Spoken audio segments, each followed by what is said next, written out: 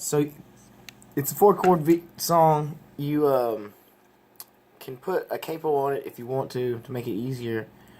But for the most part, you're gonna go. It's gonna be. I'm not sure. I guess it's a C sharp. And it's pretty much a bar chord if you know a bar chord. And you're gonna bar it with your finger, on that one, number 4. For right now, you don't have to bar. You don't have to hit the top one. And if you know what a bar chord is, but you're just gonna hit that little pinky one.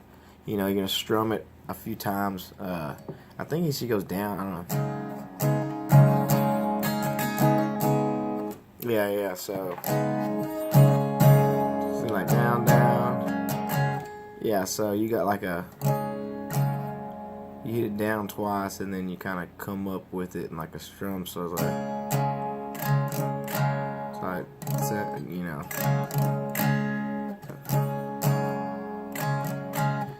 But at the same time, you're messing with that pinky, so it'll be like. And then it'll switch to the next part, which would be. You really don't move. All you do is you actually use your finger, your middle finger this time. If you was, so you'll just throw it up to that. I guess that's an A. So that'll be your A note. But it's pretty much. I think you're gonna leave. It's gonna leave everything the same thing, and that pinky is gonna be that same sound on your second part. Yeah, so it's pretty much the same thing. You got that down, and yeah. So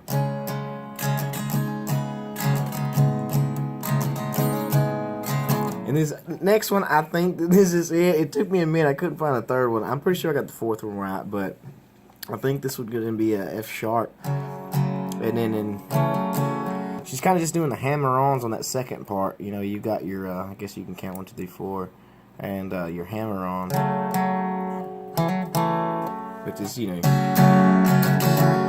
And then I'm pretty sure she just goes to the C after that, which would be a A chord, or something like an A minor.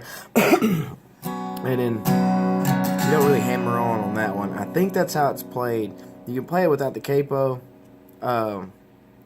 And if you don't have one, but for the most part, these first 2 chords, you don't really need it. I was just kind of using it for that one. You can actually take it off, but it kind of just makes it a little bit easier. You'll bar it with that guy right there, and same kind of bar chord, and then move them all down.